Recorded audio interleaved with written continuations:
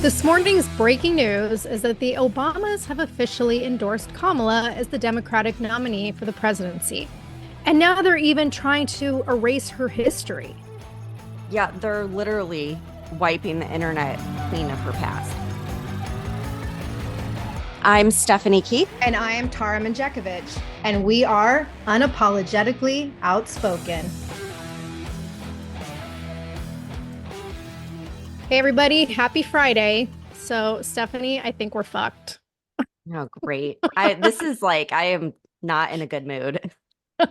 Well, let me help you out and make your mood even worse. So, this morning's breaking news is that the Obamas have officially endorsed Kamala as the Democratic nominee for the presidency.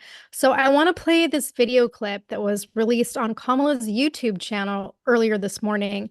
And just to give you guys some context, it's clearly like staged.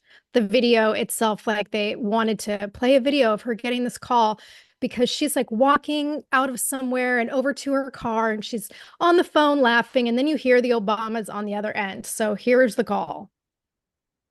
Hello. Hi. Oh, you're both together. Oh, it's good to hear you both.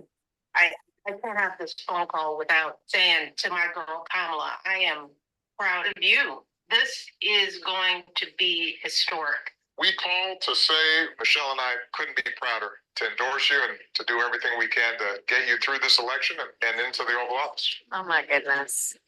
Michelle, Brock, this means so much to me. I am looking forward to doing this with the two of you, Doug and I both, and getting out there, being on the road. But most of all, I just want to tell you the words you have spoken and the friendship that you have given over all these years mean more than I can express. So thank you both. It means so much. And we're gonna have some fun with this too, aren't we? Okay. Does that not make you want to throw up?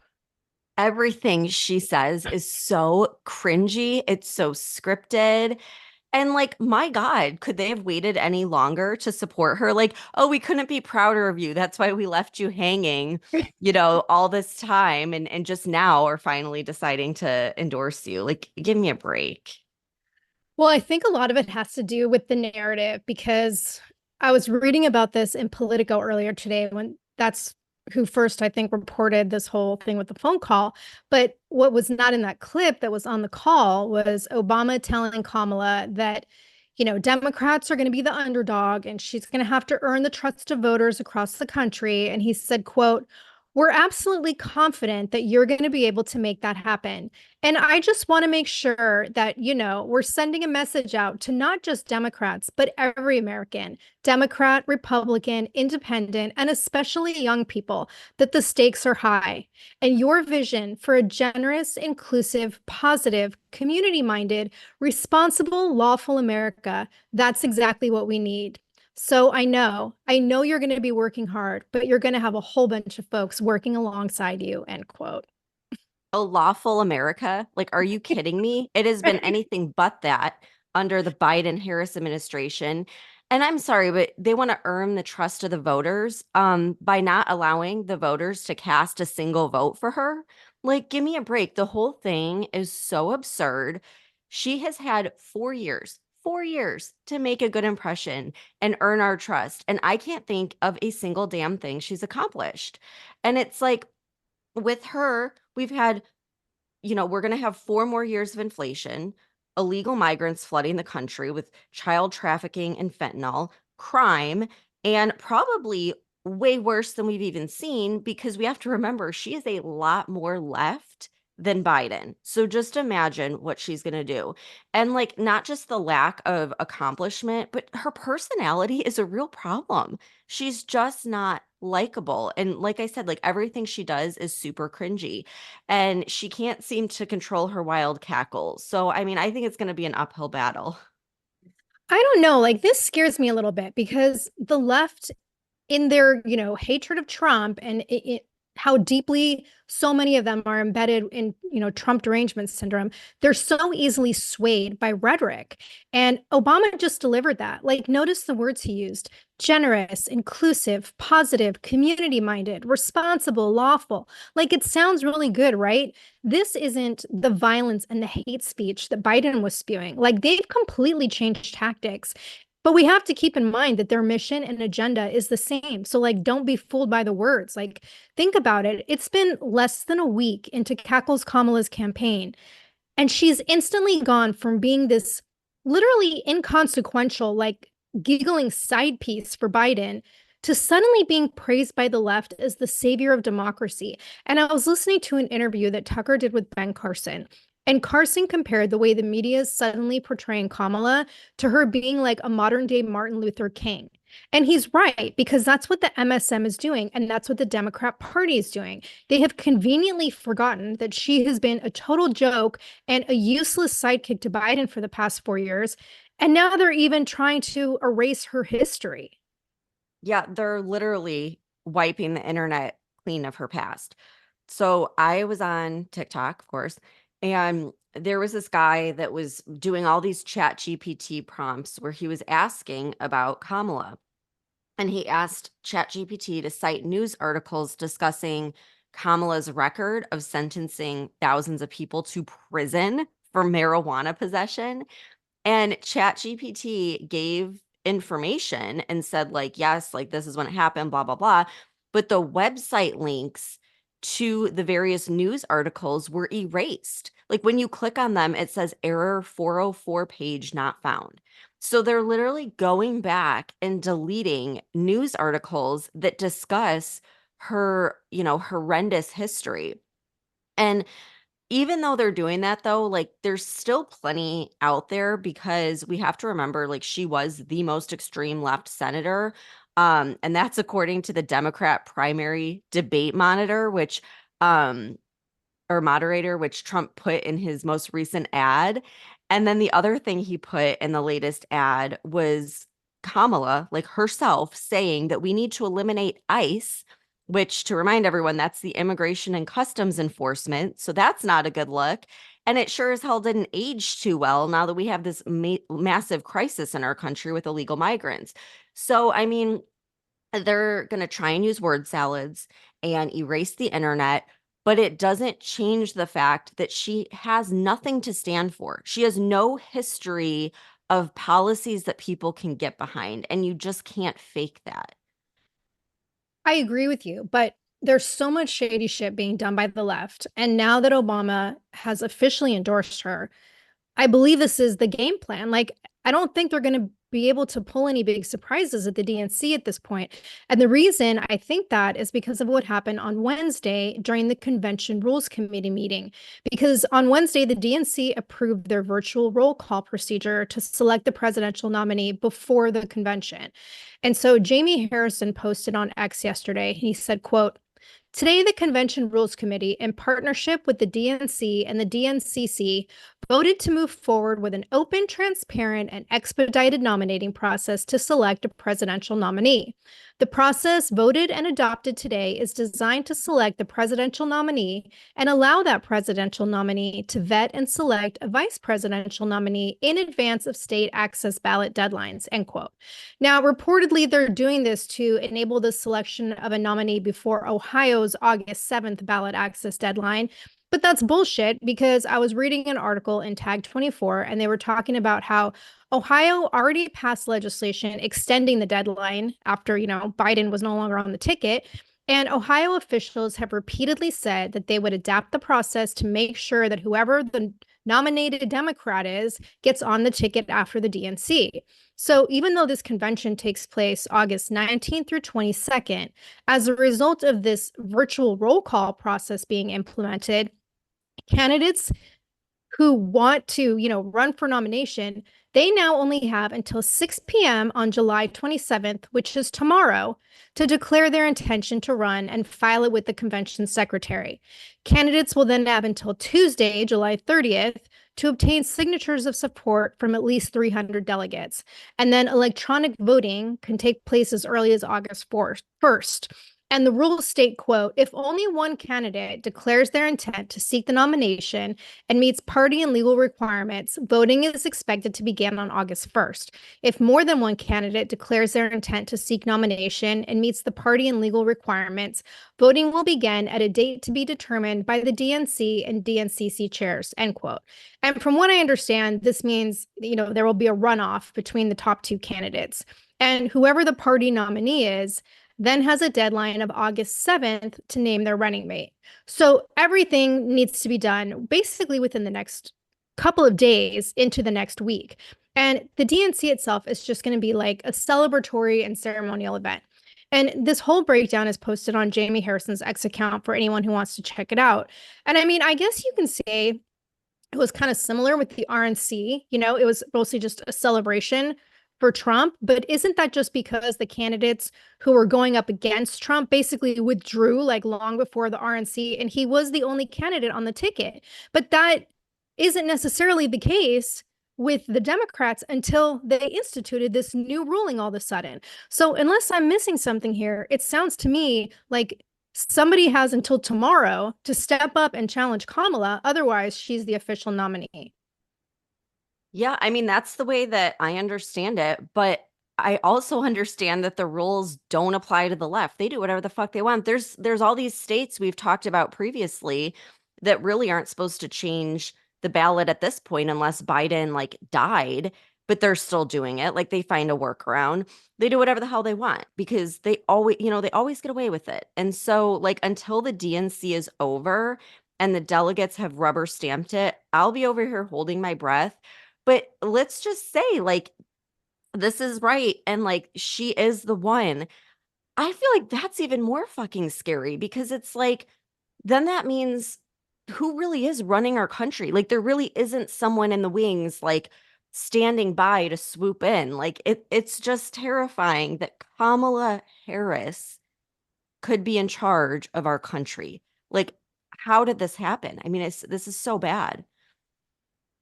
Yeah. And like we mentioned on Wednesday, that Tennessee Rep. Andy Ogles filed impeachment articles against Kamala on Tuesday for what he's calling extraordinary incompetence in the execution of her duties and responsibilities related to immigration. And then yesterday, the House passed a resolution condemning her as Biden's failed border czar.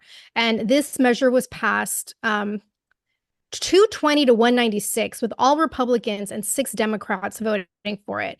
And the resolution was introduced by House GOP Chair Elise Stefanik, and she said, quote, Kamala Harris failed as border czar, leading to violent crimes, rapes, and murders of innocent Americans. We will hold her and the far left Democrats accountable, end quote.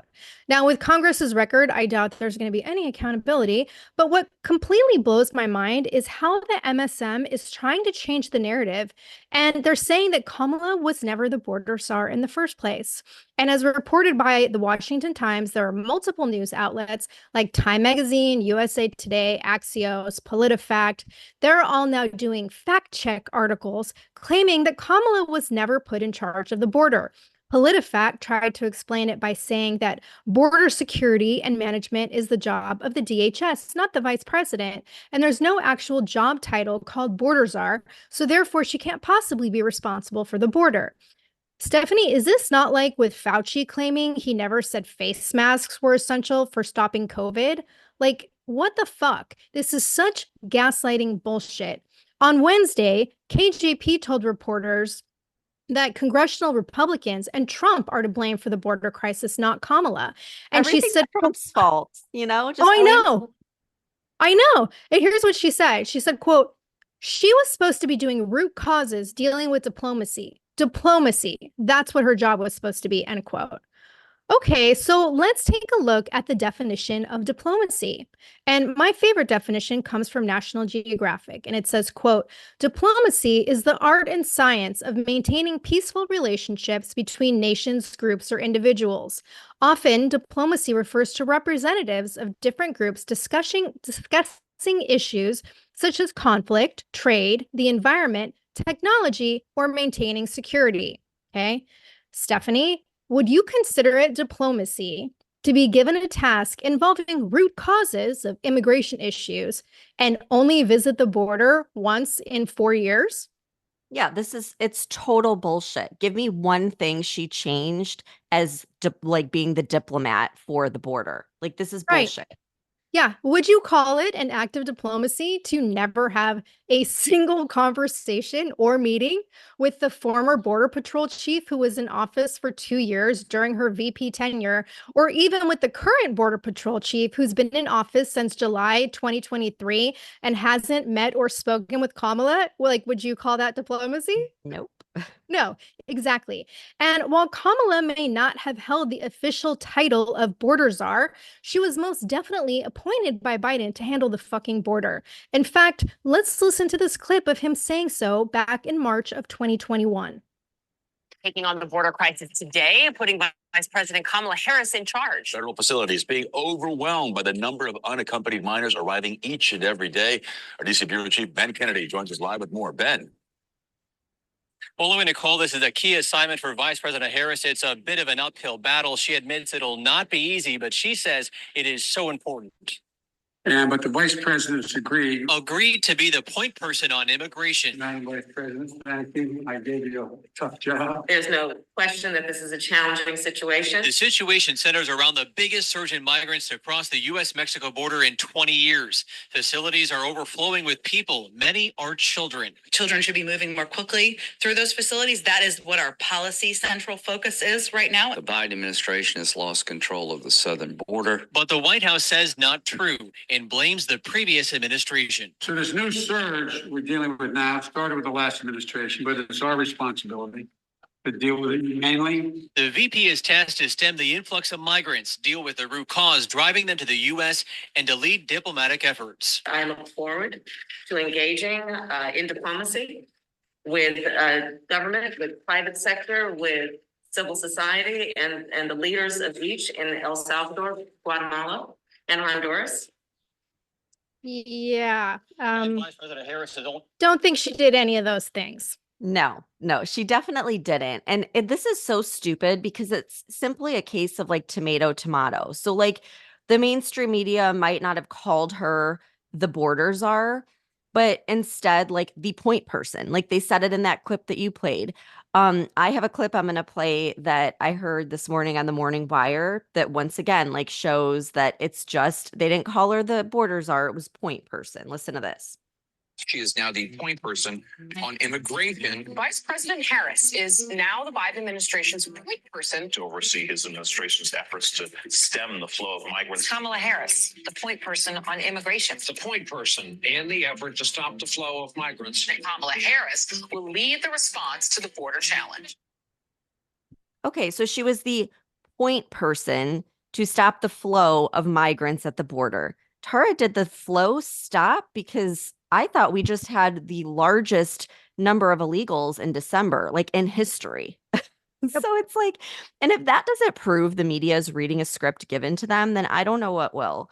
So, I mean, whatever, like if they want to play this game that she wasn't the border czar, but she was the point person in charge of root causes, then okay, let's go with that. Clearly, she didn't do her job because not only do we have the largest number of illegal border crossings in history, but we also have a minimum of 80,000 children missing now. And now Guatemala, which was one of those countries that she was supposed to look at the root causes, well, Guatemala's government is accusing the Biden-Harris administration of human trafficking children for sex slavery. So she can play these gaslighting word games, but it doesn't change the fact that this administration has let human trafficking and child slavery happen, and they funded it with our tax dollars. So maybe a better question to ask her is why she doesn't want to be associated with the border. Does that mean she's admitting that it's a failure at best and treason at worst? And like, what's her plan for the border moving forward? We don't know. But we sure as hell know what Trump's going to do. He laid out his entire deportation plan by working with local law enforcement to locate illegals. He's decided to label the cartels terrorist organizations. Oh, and he's going to give the death penalty to sex traffickers. And so it had me thinking, like, we really don't know anything about Kamala's views or plans for things that actually matter, like the economy, inflation, national security. She hasn't told us her plan because she doesn't fucking have one. So we have to assume that it's just going to be more of the same from the past 4 years. And Tara, like, is that not completely terrifying? We can't have another 4 years like this. Oh, Stephanie, it's going to be way worse. But before I get into that, I have to tell you what just happened. So I saved both of those clips I just played in a playlist on my YouTube. And when I went to play the clip of Biden, naming her the border czar, the clip from Kamala's page about the phone call with the Bidens, it's gone. It's now unavailable. Like They they censored pulled it it. off her account. Yeah. And I'm so glad that we played the clip in the beginning of this episode before it got erased from my fucking YouTube. Well, get ready because they're going to be censoring everything. Our YouTube's probably going to get banned. Oh, I'm sure. They are going to censor everything like crazy. Yeah. I just like, wow. Okay. Well, going back to what you were saying, like it is terrifying and it's only going to get worse. And I want to play a clip from that interview that Tucker did with Ben Carson, because here's what Ben Carson had to say about it. What do you think would happen if Kamala Harris got elected president? I think we would continue to move in a very leftist direction. I mean, she was the most radical left-wing member of the Senate. She was even to the left of Bernie Sanders. She was a co-sponsor of the Green New Energy deal. She wants Medicaid for everybody, mandatory, no private insurance. As the DA, she was the one who basically didn't want to punish people who were guilty of horrendous crimes and repeat offenders. And she wanted open borders. And all the things that we see happening, you can put those on steroids if she becomes the president.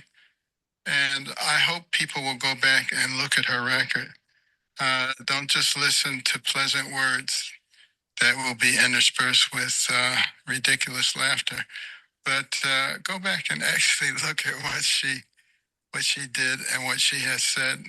And I think people will remember why she got no traction at all when she was running for president. Yeah, go back and look at her records before they're all fucking gone, okay? Because this is crazy. And like, okay, so he mentioned how she was co-sponsor of the new green energy deal, right? And if we remember when she previously ran for president, she talked about a $10 trillion climate change plan and how she wants to make sure we have 100% carbon neutral electricity within 6 years. And she's also been totally vocal about government control over what we eat and specifically getting rid of meat. And so I found this article in the Washington Times that was talking about how during a town hall meeting in 2020, when she was asked about supporting dietary changes to the food pyramid and reducing red meat, she was completely in support of it. And at the time she stated, quote, "As a nation, we actually have to have at a real priority the highest level of government around what we eat," end quote. So, Stephanie, the highest level of government dictating what we eat. Like, as dangerous as Biden was, I think Kamala is worse because her ambitions are way more extreme than Biden's. But instead of being an old man and using hateful and like angry rhetoric, she disguises it all with the laughter and the smiles and this basically like ditzy sorority girl attitude. And I mean, smart people don't buy it, but a lot of people fucking do.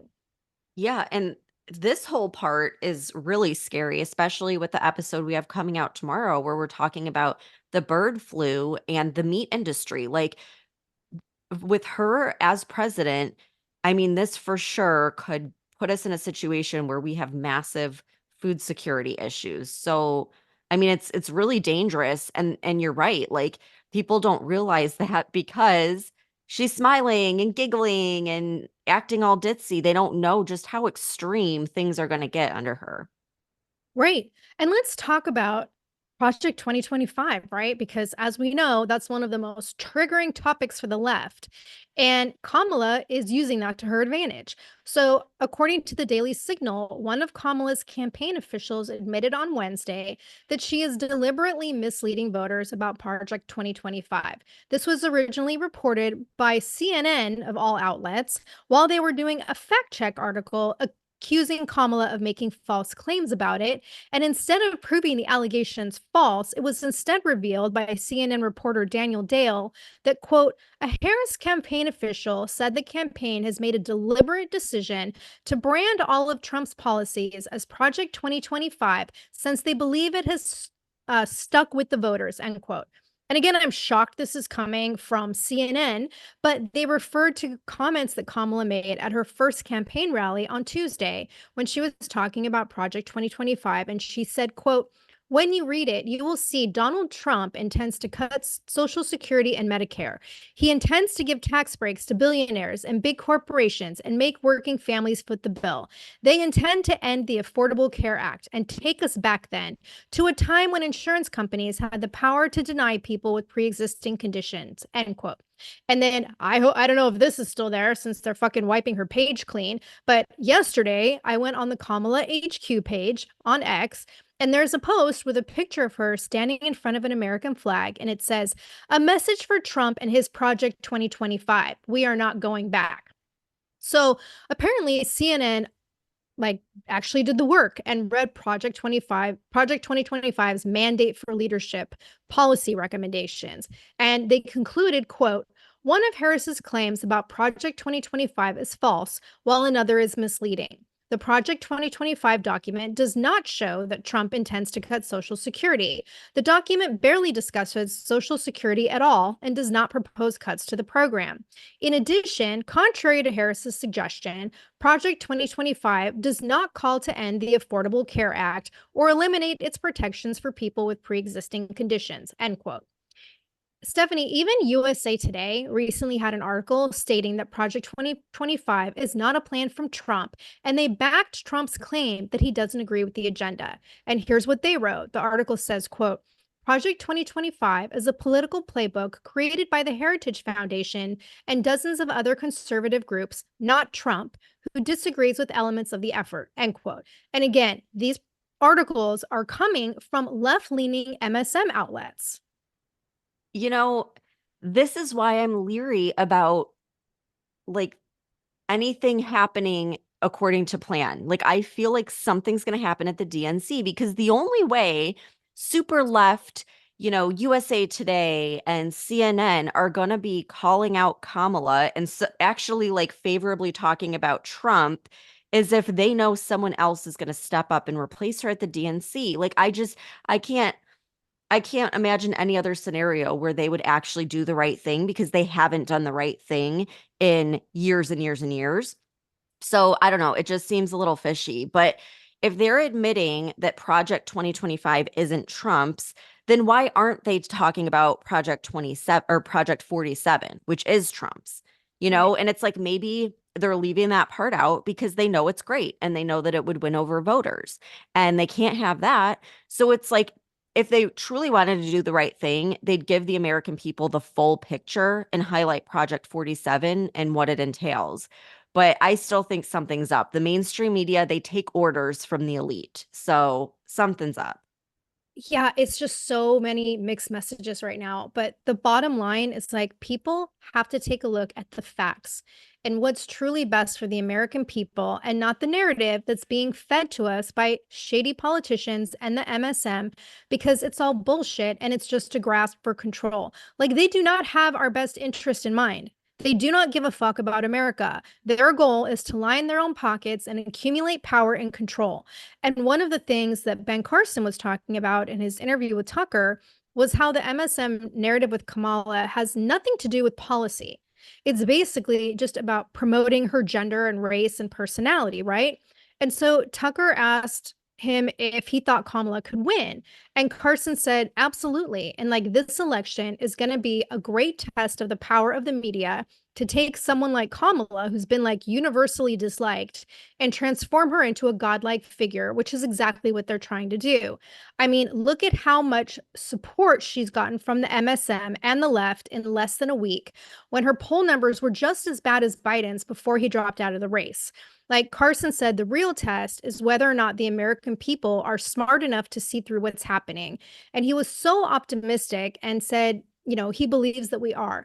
And like, I really hope he's right and that people will focus on the policies that are best for America and not on the rhetoric being spewed by the media. And like, there's times where I get so stressed out and upset reading about all the shit that's being purposefully done by the left to destroy our country. And it's so disheartening and overwhelmingly evil that sometimes I'm like, why do we bother? Right. I mean, we put a tremendous amount of work and effort into the podcast. And not only is it time consuming, but we've both expressed how it sometimes negatively affects our mental state. And I often wonder, like, are we even making a difference with the podcast? So, last night I was making notes in preparation for this episode, and my husband walks into the room, and I kind of went on a rant about how angry I am at the way the MSM is portraying Kamala. And he said to me, he said, "You can't change the world, but you can influence it." And he sounded so sincere that it made me laugh, like in a good way, because that's what we're trying to do with this podcast, right? We're trying to be positive and an inspiring influence for getting people to open their eyes to the truth. And then early this morning, when I was listening to Tucker's interview, it also reinforced this. And it reminded me of why we started this podcast in the first place and why we have to continue to speak out. So I want to play a short clip of what Carson said. We're in a situation now. I think we're in a situation now where our society, to a large degree, actually thinks logically and understands the difference between right and wrong and good and evil. But we have people who are afraid. They're afraid to express their ideals because of the punishment, because of cancellation, because somebody might call them a bad name, because somebody might make life difficult for their family. But what we have to recognize is when you stand up for what you believe in, you give license and encouragement for others to do the same thing. And remember, you cannot be the land of the free if you're not the home of the brave. And I really like Well, that. I liked it too. I love him. And I feel like I needed to hear that because today I was thinking the same thing, Tara. I was like, why the fuck are we even doing this? Like, why are we doing this? Does it even matter? Because, I mean, you look at like all these people out there that are just like, oh, she's a woman, so I'm going to vote for her, and not even paying attention to what's happening. So sometimes I feel like I'm talking to a brick wall and like nobody cares. No one's paying attention. But, that's not true. Like, I think a lot more people are paying attention and are awake to all of this than we realize. And I think it's been a huge shift since 2020. And just because we don't always see that in the media doesn't mean anything. I mean, just look at our own life. Do you know anyone that's like cheering for Kamala? No, like Yeah, I I don't. know. I literally don't No. know one single person. Yeah, and I really hope that people open their eyes and we're making an impact. And so we're going to switch gears now and we're going to talk about a few other things that happened since our last episode on Wednesday. And, Biden gave his big dramatic speech Wednesday night. And if you missed it, like, good for you, because it's honestly not even worth talking about. It was the usual mumble jumble of nonsense words and old man ranting. And I will summarize it in a few words by saying, like, there was no actual explanation for the real reason why he's withdrawing from the race. And he actually said he believes he merits a second term, but he decided to sacrifice his personal ambitions for the sake of saving democracy. And in true Biden fashion, he made the address all about himself and reiterated his usual tall tales and outright lies about his accomplishments as president, including actually stating that he's the first US president this century to not have the United States involved at war anywhere in the world, and that border crossings are lower today than when Trump was in office. And it's like, I don't know whether to be infuriated or whether to just laugh, because the whole thing was ridiculous and delusional and full of lies. And did you notice he had like such a big tan. Like he was like super tan. And I'm like, were you just like at the beach? Like, is that why we couldn't see you for days? Like, what the fuck? But talk about a long overdue, Oval Office address where we finally get a video of him like confirming that he's alive and actually dropping out. But right before this happened, right before the Oval Office address, NORAD, which is the North American Aerospace Defense Command, said that it sent out fighter jets to intercept two Russian 95 Bear bombers and two Chinese H-6 bombers off the coast of Alaska.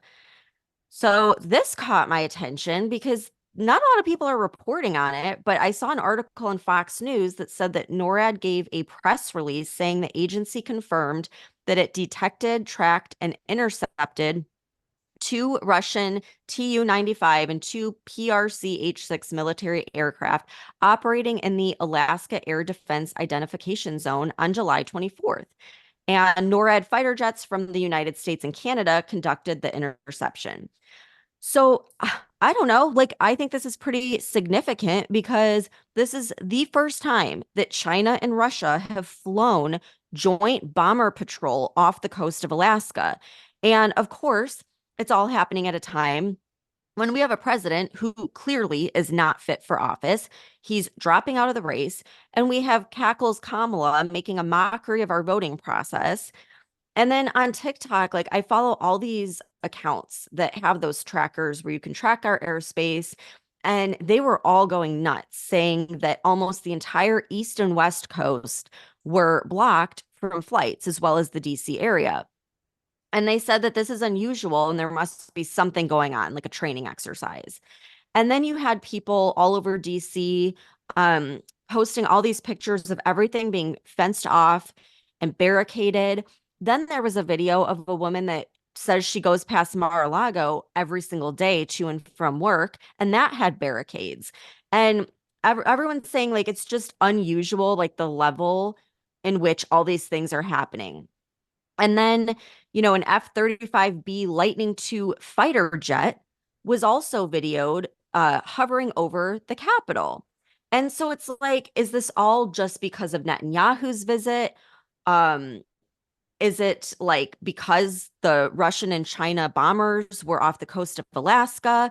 Like, whatever it is, it has me really worried. And just think about it. Like, if you were an enemy of the US, wouldn't you capitalize on this time when no one seems to be competent or in charge? And so it's just like, what are they not telling us? And then again, it reinforces like Kamala is not ready to handle issues like this that can lead to a world war. Oh, absolutely not. She'd just be up there laughing. And it's like, that's the question, though. What are they not telling us? Because according to NORAD, there is no threat. And they're just going to continue to, quote, monitor competitor activity near North America and meet presence with presence, end quote. Which is interesting considering that just a few months ago in March, U.S. Northern Command and NORAD Chief General Gregory Goulot told Congress that China pushing further into the Arctic region was, quote, a very big concern of mine, end quote. Yeah, like I just feel like there's so much that is escalating that they're not telling us just because of the political landscape right now. And like with all of that going on, Netanyahu comes here and then the left gets all riled up to the point that DC is totally vandalized. Like these pro-Hamas people spray painted everything, completely destroyed the city. How the fuck are they not arrested? Like, I'm sorry, but when you go beyond protesting and you start vandalizing historical monuments, you should be arrested. And it's just like, as much as I can't stand these idiots, I also think that the timing of his visit was not the best. Like, we have enough shit going on right now. And then he comes here and he's asking for more money. And I don't think anyone in America right now wants to go to war and wants to like start a war with Iran because we know that will lead us into World War III. And it's just like, how about America just takes care of America for once? But like, as much as I don't want war, I will never side with these lunatics destroying these historical monuments. They need to be jailed. Oh, and the monuments that they were spray painting, some of them said Hamas is coming. And then they had the upside down triangle, which like is a marker, like a target. So like that's terrifying. Oh, I But know. And nothing like, happened. no. And did you see what they did to the Watergate Hotel where Netanyahu was staying? Yes. Yeah. So a group of this, I guess the Palestinian youth movement posted a video on their Instagram account, and reportedly it was sent to them by an anonymous source, but it shows like a bunch of maggots and crickets and other disgusting bugs being let loose inside the hotel, and like fire alarms being set off on multiple floors for over 30 minutes. And I watched the video. It's pretty disgusting. And you hear like Palestinian rap music in the background, and the video is panning to a table in a conference room that's clearly like supposed to be used by Netanyahu for meetings, because you can see an Israeli flag and an American flag in the background, and there's like a large conference table with a white tablecloth on it. And it's like they just dumped a bunch of maggots and bugs and shit on the table. And there's also clips of like crickets and beetles and I don't know what other insects like scurrying across the carpets in the hotel and on the marble floors. And like, I'm not talking a few bugs. I'm talking like a shit ton of insects all over the place. And the post states, quote, Palestinian protesters manufactured chaos at the Watergate Hotel last night so that Netanyahu, Israeli Mossad agents, and the Secret Service had no peace as they continue to terrorize our people, end quote. And then, like, the hotel had to clean all this shit up and issue a statement about sanitizing the property and how they're open for business. And Stephanie, I'm just so sick of these fucking protesters getting away with this shit. Like, whatever your stance is on this war, if you want to protest, fine, fucking protest. But this shit with vandalizing historical monuments and statues and destroying property and getting violent with the cops, like, this is bullshit. This isn't protesting. It's an excuse for sheer criminal behavior. And there were literally hundreds of people involved in these acts of vandalism, but only 9 people get arrested. Like, what the fuck? And I'm reading this article in the Blaze, and they're saying, you know, the US Park Service is justifying this by saying they only had 29 officers to deploy to Columbus Circle, which also blows my mind because it's well known in advance that this big protest is going to take place. And I'm not blaming Park Police because it's clear they have a staffing problem and lack of resources, like many police departments do. I'm blaming the fucking Biden admin, or should I be calling it the Harris admin now? Like, deploy the National Guard, deploy the Capitol Police, provide some fucking resources. Like, there should have been a show of force and zero tolerance for these assholes vandalizing and destroying historical monuments and attacking cops. Because again, protesting is one thing, but rioting and committing crimes is another. And this to me is just another clear sign from our government that they condone everything that's happening. And to those fucks who took down the American flags that were flying outside of Union Station and burned them and replaced them with Palestinian flags and the chance of Hamas is coming, all you motherfuckers should be rounded up and sent to Palestine and never allowed back in our country. Like, fuck going to jail. They should be fucking deported. I am so sick of this shit. But it's I like, agree. Deport them to fucking Palestine. Like, let them yes. go over there because most of them are part of the freaking rainbow alphabet community and would be murdered. So it's like maybe they need a wake up call that what they're supporting they would never tolerate these people. Like Hamas would never tolerate these leftist college students. Oh, fuck no. You know, they'd be done. Exactly. And it's like, I just, somebody fucking have some accountability. I'm so sick of it. But like, going back to what we were talking about earlier, we need to stay committed to pushing back against all these bullshit narratives and continuing to expose the lies. And that's what we're going to continue to do with this podcast. Yeah, with that being said, everyone listening that enjoys the podcast and the updates, make sure you click the follow button to the podcast so that way you can see like all the latest episodes, because the information is coming out so quickly and we're trying to stay on top of it and keep everyone notified. And then we need your help with reviews. So on Spotify, you just literally just click the 5-star rating. And then on Apple, you can do the same thing and just leave a review, because we have these leftist lunatics coming for us. And so we just need more reviews to counter that. So it's free. It only takes a minute and it's a really easy way that you can support the show. Yes. And before we go, we also just want to announce that we have a special episode airing this weekend. Stephanie alluded to it earlier. So make sure you guys tune in tomorrow. It's a very eye opening interview that we recently did with Glenda Baleo. She's an independent farmer rancher who gives us an insider breakdown on all the ways our federal government is trying to take away our food independence and control our food supply. And she sheds light on things we all need to be paying attention to and preparing for. So make sure you guys tune in tomorrow. Gonna be a good one. All right, thanks for tuning in. We'll see you back here tomorrow. If you're sick of all the crazy shit going on in our country and you want to express your support and patriotism for the show, head on over to our Etsy store at UO Patriot Chicks and check out our new stickers. The link can also be found on our website. If you love the show and you want exclusive episodes, support the podcast and join the conversation by becoming a member of our Patreon community. We'll be posting weekly member-only podcast episodes and content that isn't available on the weekly podcast. Every Patreon member will also get a free Unapologetically Outspoken sticker and updates about our new sticker release before they're made public. And be sure to follow us on TikTok at Unapologetically Outspoken. And if you haven't done so already, please rate and review the podcast. The more you support us, the more people we can reach. So help us spread the word.